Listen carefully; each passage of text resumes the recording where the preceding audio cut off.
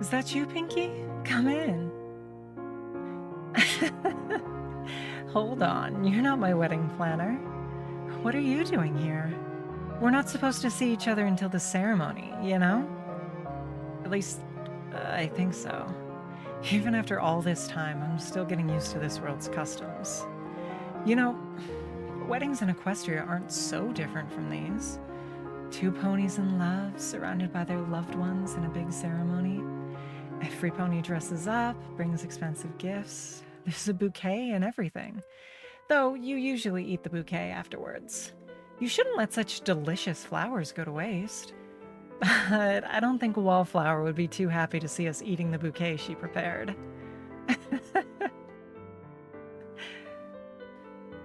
Sorry, it's...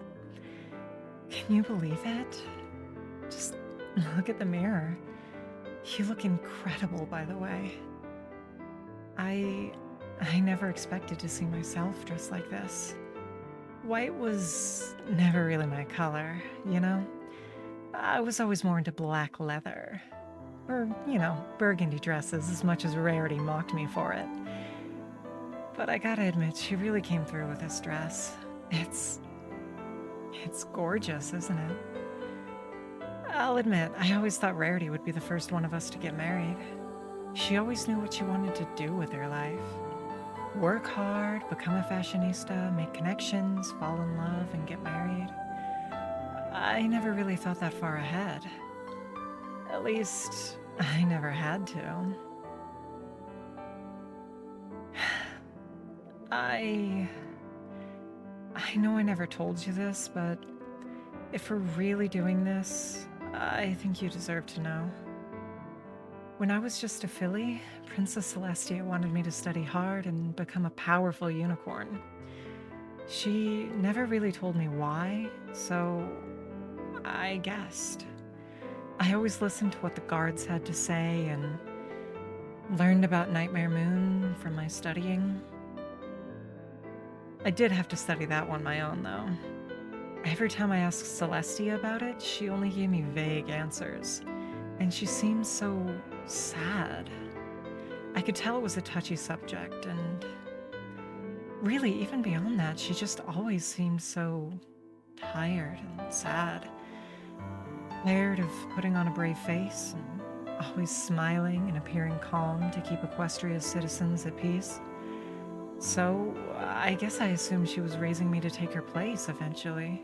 I mean, if you have a powerful unicorn with a sun cutie mark, it's only logical you'd train her to raise the sun, you know? And there was also Cadence. No, not Dean Cadence. Sorry, this must be pretty confusing for you.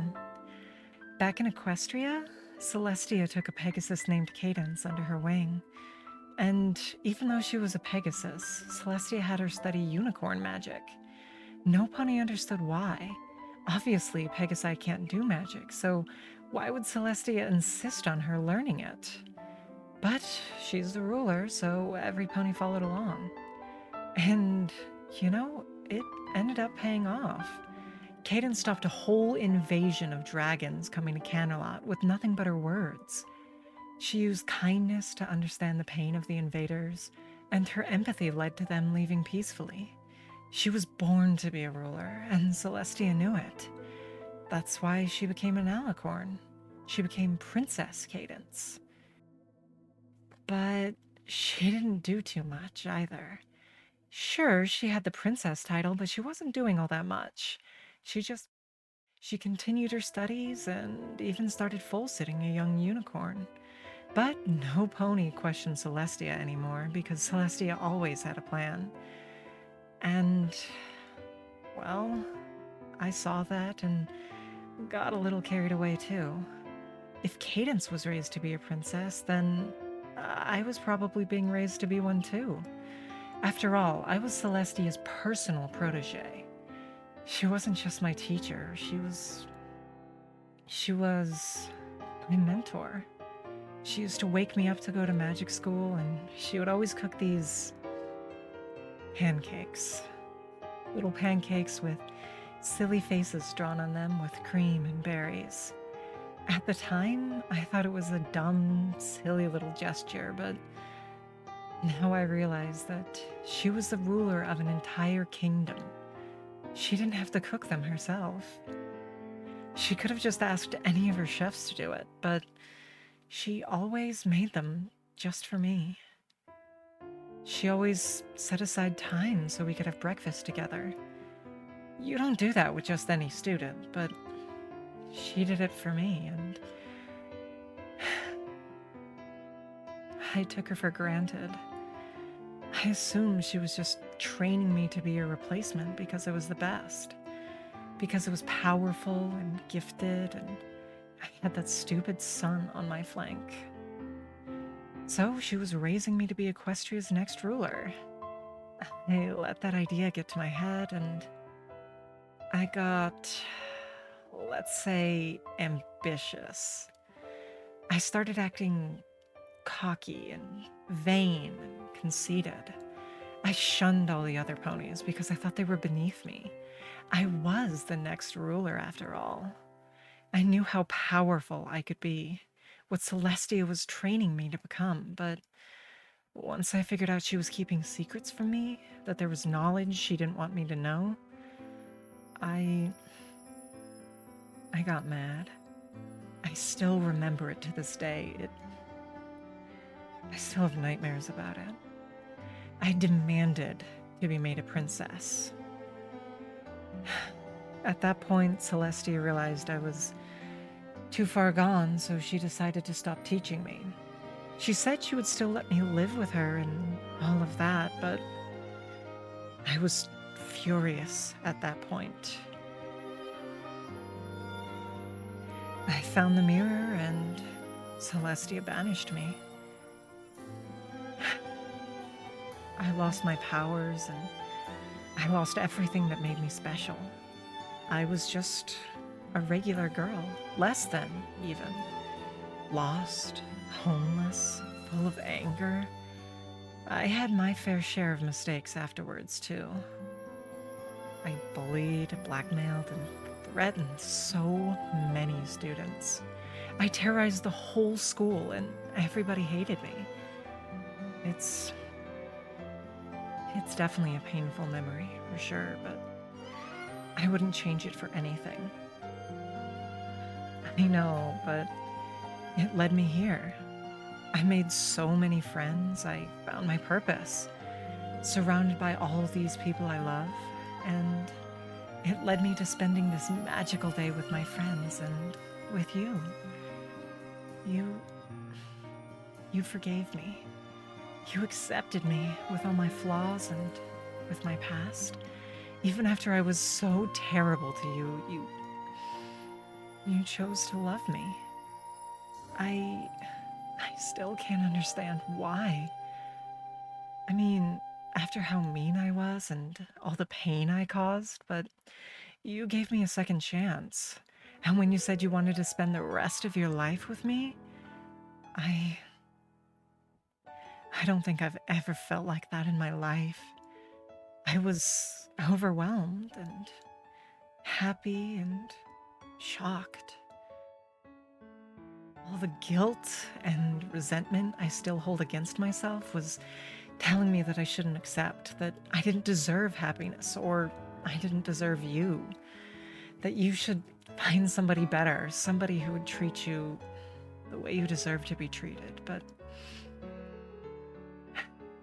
if you really want to do this, then I'll spend the rest of my life trying to make you happy. Don't make me cry now. You'll ruin my makeup. We already spent an hour making sure I looked perfect.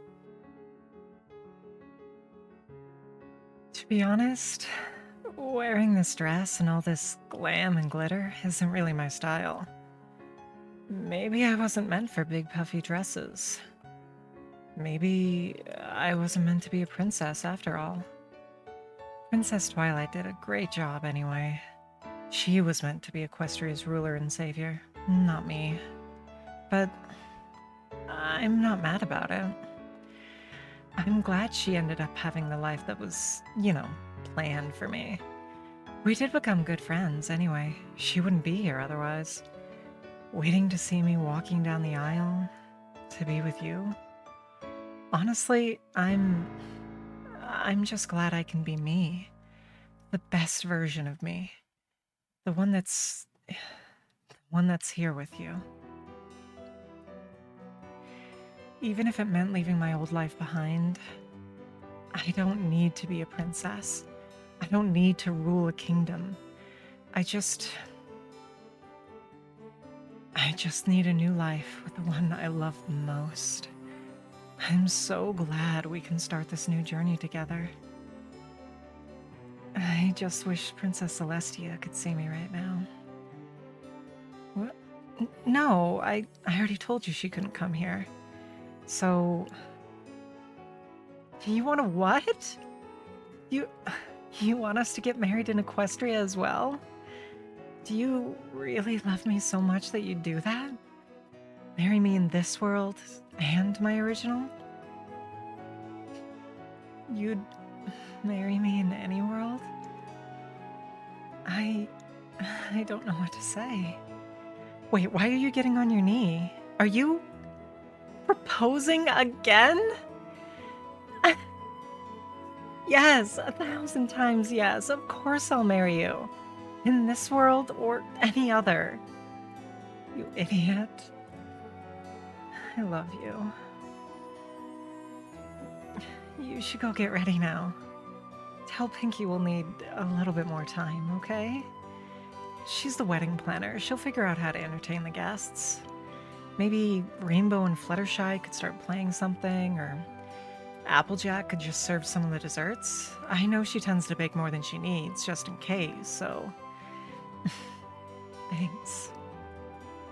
Oh, and, could you tell Rarity I need help with the makeup again? I didn't expect to tear up before walking down the aisle, but now I have more of a reason to do so. I can't wait to meet you there. In your world, and in mine. Now, more than ever, I can't wait to say, I do.